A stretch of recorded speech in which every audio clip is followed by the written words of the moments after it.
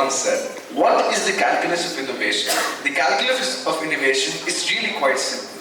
Knowledge drives innovation, innovation drives productivity, and finally, productivity drives growth. Not only is innovation quintessential in today's competitive world, it is what sets our entire species apart from all the others.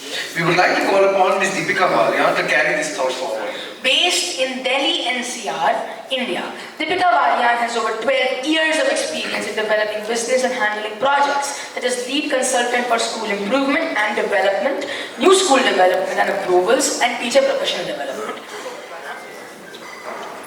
Hello everybody, my name is Deepika Walian. I am the Development and Recognition Associate Manager for IB Board for India. I look after the whole North India region, the development of IB schools and making sure the qualifications that we offer are recognized by different universities and by the government. And this session is actually not to tell you what is IB Board. I think a lot of you know about it, but a little bit more about and larger question. We always talk about this, that we need innovative individuals. I want to show through my presentation that how IB schools are actually doing it. So, innovation is a buzzword across every forum, whether it's education or even it's a plastic manufacturer, everybody is talking about being innovative. And it is also one of the sustainable development goals. India has a lot of policies on innovation, and definitely to have the economic growth in the country, we have to have innovative individuals, because they would be they will be basically they are the future and they'll be taking it forward. And but innovation actually is an outcome of a mindset where the mindset is creative. So basically, innovation, to have innovation or to be an innovative individual, the individual must be creative. And creativity is a skill, it is a habit that develops through time. It's not that suddenly one can be creative all of a sudden. It is a habit that needs to be nurtured. Earlier it was a belief that the creative people are only in art, or you're born creative, but no, research has shown that in the classroom, through teaching, we can slowly help our students be more, to develop their creativity.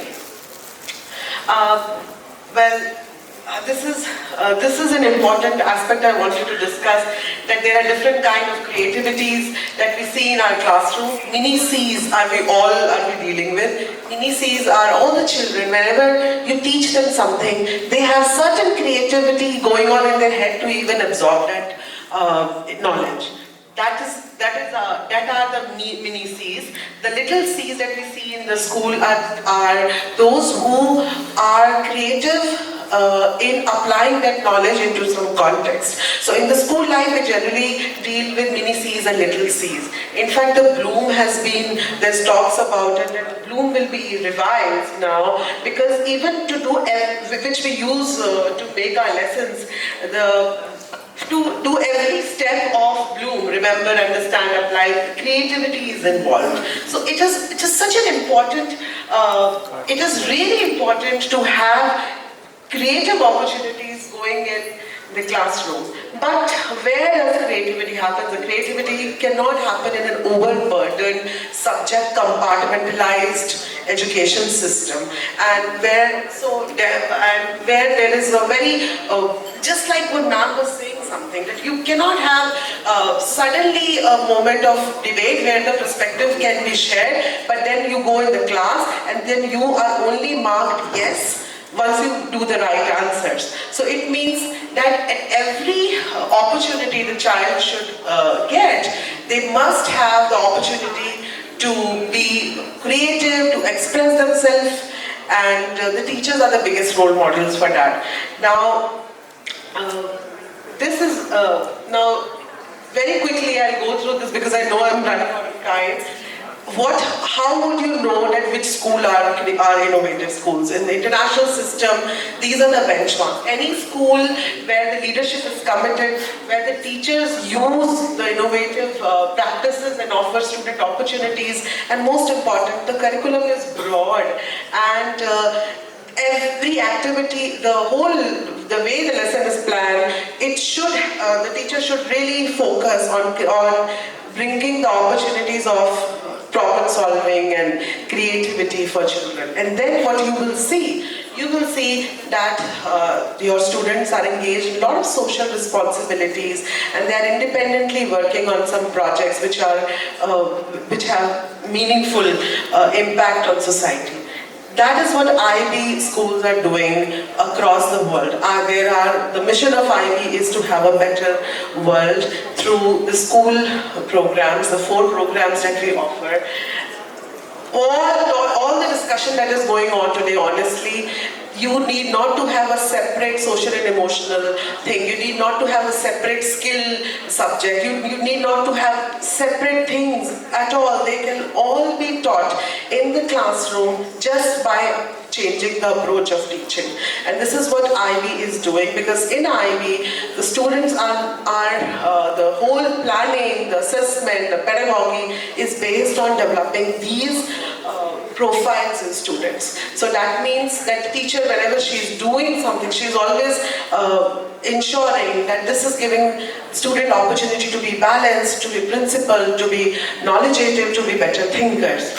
I'll quickly run through our 4 programs. There are 4 programs. One is IB PYP, which is for grade KG to grade 5. Next is MYP. Then DP, that is our flagship program, and the newly introduced CP, that is careers program. I'll give you a detail of the program very quickly. In PYP, this is how the PYP, the planning happens in the classroom. In PYP, that means until grade 5, we talk about transdisciplinary learning. It means that students don't do compartmentalized subjects, they do larger themes, and under these themes, they study all the subjects, and this is how they develop the concept.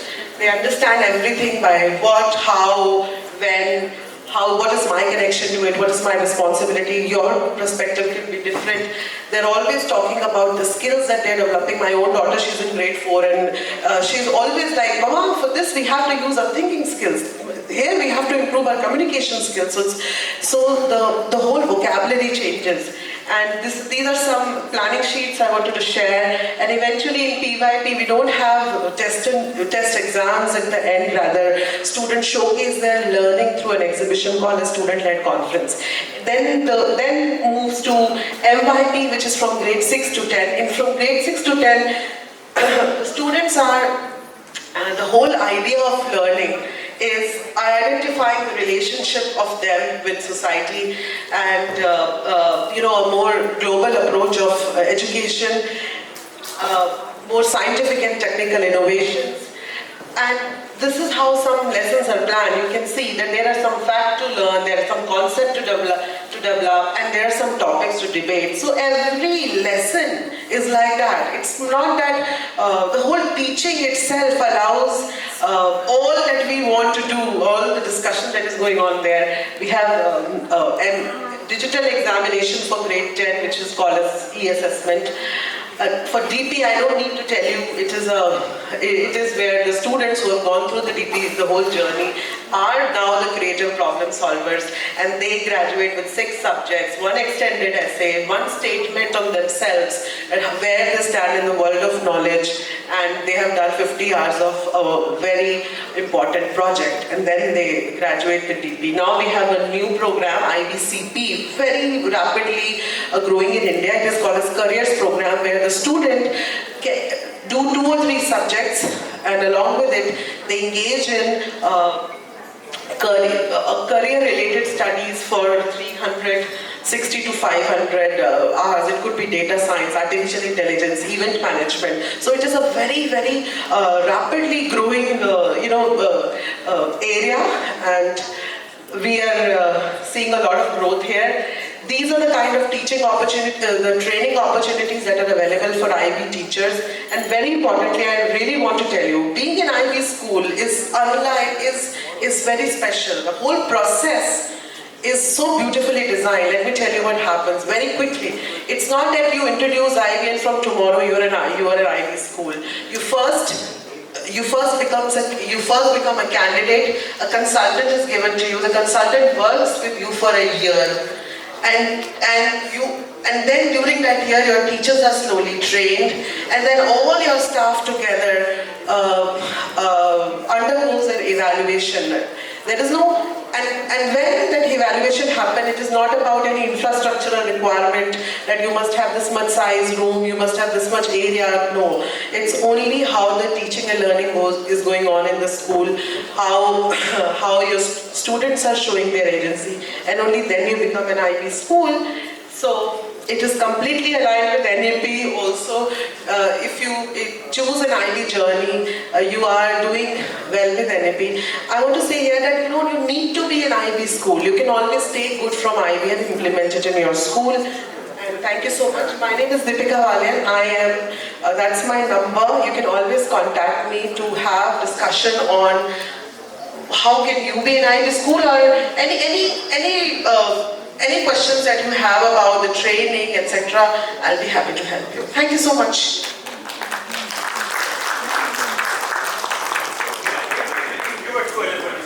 You guys the gift, I'm carrying things. Thank you so much, ma'am.